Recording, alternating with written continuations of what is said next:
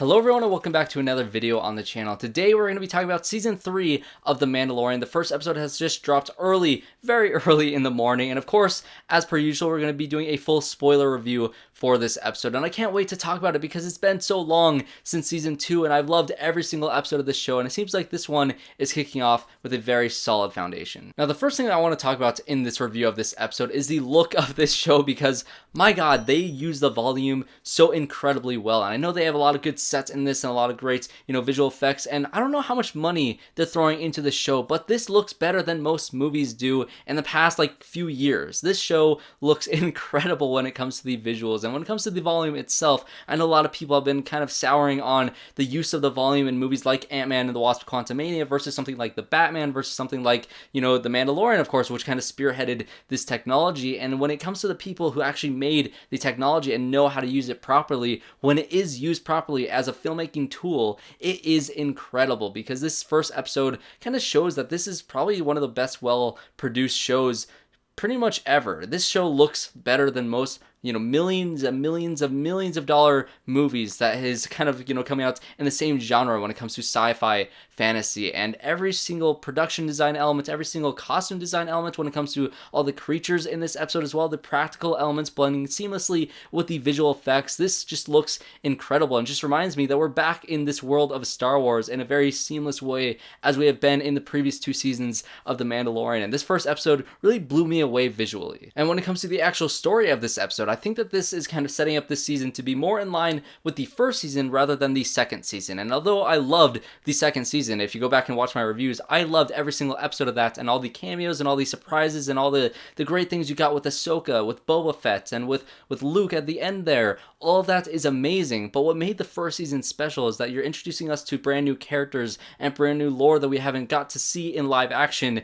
in the Star Wars universe, and we're kind of exploring all these things in such great fashion. And when it comes to the actual lore of Mandalore, this episode kicks off right off the bat with a lot of interesting elements. This episode kicks off in an interesting way because you get to see this little Mandalorian kid who's kind of being introduced into the creed that Din Djarin was kind of introduced to. He was inducted in this place where he has to swear to never reveal his face to anybody. He can never take off his mask, and he needs to basically swear himself his entire life and dedicate himself to this very same cause that this creed has. And so you get to see the armor, who's a great character in this series, who was also in the episode of Book of Boba Fett, which was a lot of great kind of pieces where you get to see that she kind of essentially exiles, Mando, and basically puts him as an apostate. He is kind of kicked out of this creed because he took off his mask willingly to show his face to other people, and it kind of broke this promise that he had made when he was a kid, which you're kind of seeing this whole process, this whole kind of ritual that they're kind of pulling off in this first episode, which is a lot of great stuff to see. And it's great to see all the colorful and very lively Mandalorian armor in this episode as well. This entire creed looks very bright and colorful, and something that was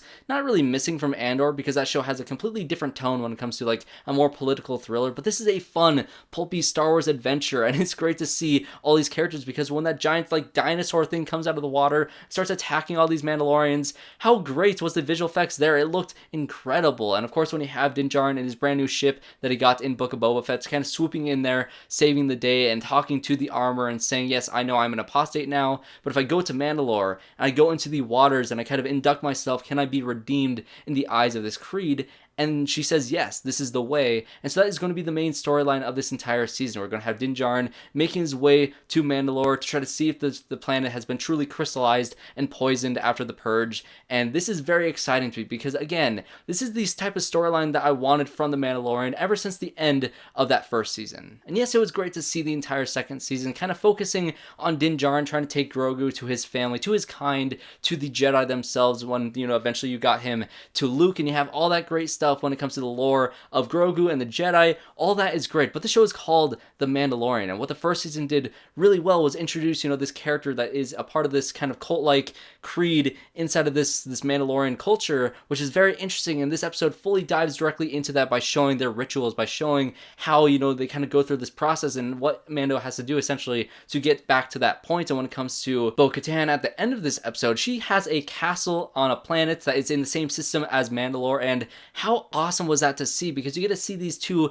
kind of divided sections of Mandalore. Of course, you had the cult-like section that kind of abandoned the Mandalore even before the Purge when it comes to, you know, Din Djarin's actual creed that he belongs to, versus, you know, Bo-Katan and everything that she did in Clone Wars, everything that she did to try to, you know, gain control. She lost the Darksaber, and now all her followers just kind of abandoned her, and now she's just kind of sitting on her throne on a cliffside on this random planet that's near Mandalore, which, you know, that's a pretty great place to be. I would love to be on that throne as this Mandalore badass. You know, she was awesome in this episode, and to see her on that throne, which is so exciting to see, because you have these two different kind of sections of Mandalore that have been split in the middle. One of them had abandoned the planets even before the Purge, and the other one was kind of screwed over once the Purge actually happened. They lost their home, and so they're all kind of aimless, and they kind of need somebody to bring them all together, and that's where Din Djarin, I think, is going to come into play in this season. And all of that just sounds so exciting to see. And yes, of course, you're going to get the little side vignettes that we have in this episode with the pirates and that space battle they have, and the stuff that you get to see on Navarro with, of course,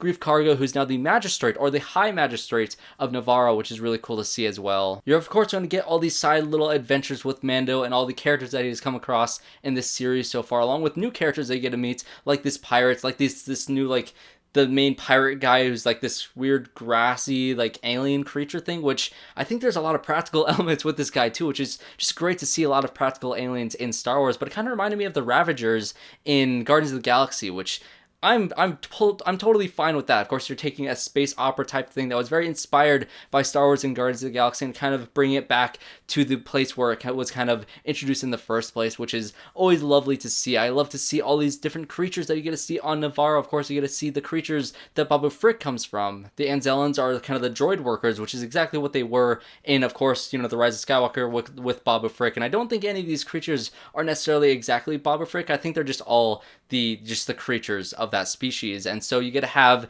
Din Djarin trying to go to Navarro to try to request to get a droid because he needs a companion droid to go on this mission to Mandalore, because he needs to see if it's even safe to go down there as, you know, as a person and not as a robot. Maybe this robot can essentially see if it's safe to go down there. So he wants to get IG-11 back from the first season, which is voiced by Taika Waititi. He is coming back for this season apparently, and I had no idea. This is a big surprise to me, but they take down the statue, they try to fix him, but he kind of reverts back to his original coding, which is trying to kill Grogu. So we're going to see how that plays out. But if we get IG-11 back, yeah, I guess it's a little cheap of, you know, bringing back dead characters, but honestly, he was a great character, and I love to kind of hear his voice again, just a little bit of a glimpse that we got in this episode. If we get to see the little kind of Anzellan creatures fixing up IG-11, that's pretty cool too. It's a fun little adventure thing with all these pirates and with all these little tiny creatures in this very tiny set, which was a very funny sequence to see. Mando just kind of stuck in this thing, and of course you get to see Grogu being an absolute menace that he was in the first 2 seasons, just grabbing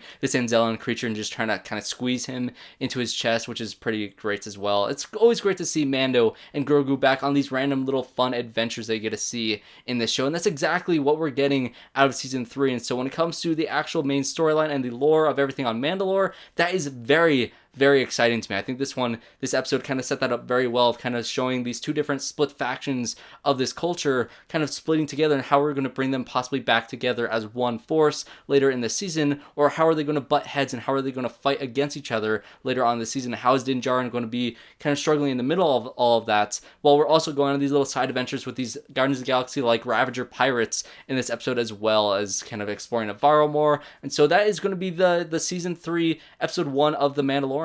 Now, of course, there's going to be a lot of little things in the background that you can go frame by frame and kind of pull out all these little Easter eggs that this show had for, you know, earlier Star Wars movies or even earlier seasons of The Mandalorian, but that's not this type of channel. If you want to go see stuff like that, I recommend the Heavy Spoilers channel, but that is where I'm going to wrap up my thoughts on season 3, episode 1 of The Mandalorian. I love this episode. I think it's a great start. Rick Famuyiwa did a great job directing this episode as well. He's one of my favorite directors of this entire series so far, so we're going to see what he does with the next episode and what he does with I think he's doing episode 1, 2, and 7, or maybe he's doing 1, 2, 7, and 8, or something like that. He's doing a bunch of episodes this season. Of course, he's one of my favorite directors of this show, and I hope he gets a movie one day in the Star Wars universe, or even just continuing to work on all these different Star Wars shows in the Mandalorian universe. That's going to be all great as well. So thanks everybody for watching this video. If you enjoyed, make sure you guys subscribe to the channel and leave a like on this video, as well as commenting what your thoughts were on The Mandalorian season 3, episode 1. And if you like this video, make sure you guys stick around to see my reviews every single week